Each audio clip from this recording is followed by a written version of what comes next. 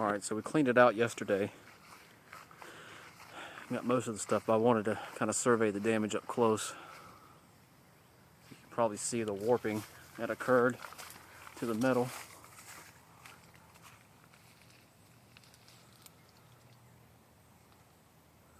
And obviously the damage back here. All the structural damage.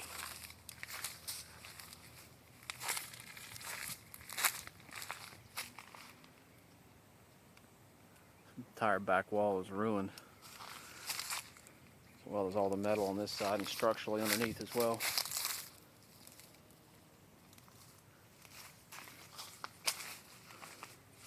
Basically, yeah, that was our compost bin, what's left of it.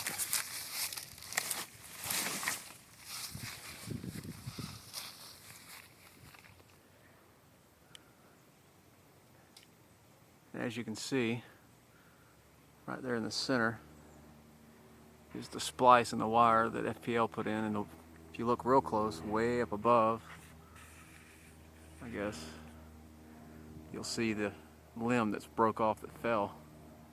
The tree is still leaning over the line, which isn't really a good thing.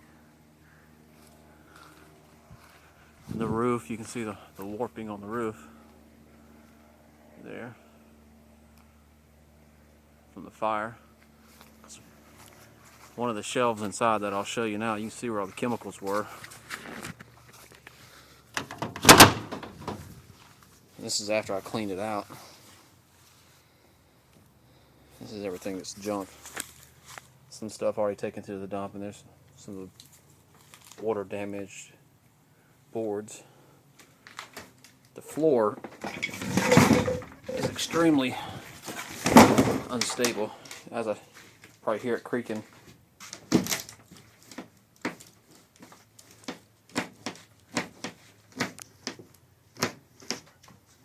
Timbers underneath are completely gone. But here, up here is where I had my lacquer thinner and paint thinner, various other chemical products that ignited and warped the sealant and everything else through this area, charred everything. So, as far as I can tell, the power line broke, and when it broke, the side of the cable laid against the bottom of the shed here, and then blew that hole in it, where there's melted aluminum on the backside, on the outside. And then, as far as I can tell, the fire spread from the bottom this way, up the walls, and then caught this stuff on fire over here. So, definitely the heat was up top, because all the boards up top are fried crispy. So, but this shelf it's still bolted to the wall. It's probably the only thing holding it up.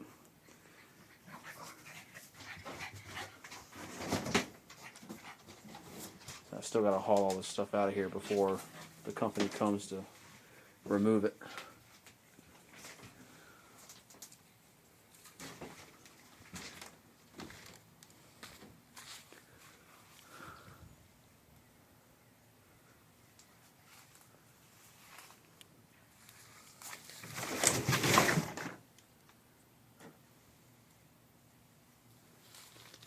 What a mess.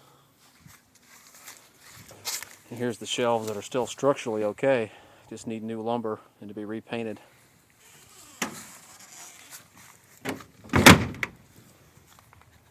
And of course the rest of the woods, when the line broke over here, where the splice is up there, that power line shot back across the road. You can see the splice up here, it broke here. The splice is up here. That line broke from there, shot back across the road, caught those woods on fire. Pretty bad stuff there. These woods were on fire when I got home.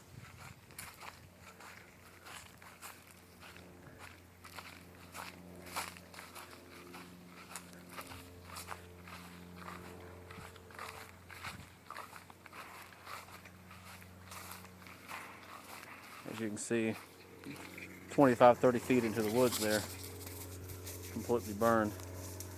And these trees all the way down the power line, which runs straight down the middle here.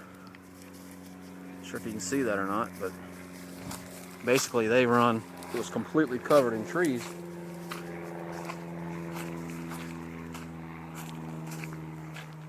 All of this was completely covered. Trees were intermingled in there. Pretty bad. They've been cut back now, but the cable TV and phone cable is still only about 9-10 feet off the ground there, all the way down. And it probably won't be long before those grow back unless we put some kind of herbicide or something on them to kill them off. So there's another angle. If you look up, you see this. There's the limb that broke off there from that tree. And there's another profile side view of the splice right there.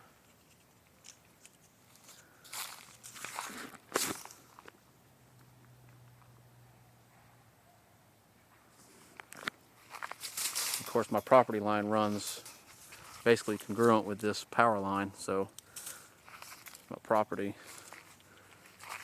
here's the inside of my yard, runs down to the corner there, all the way down to the corner of the road and back up. So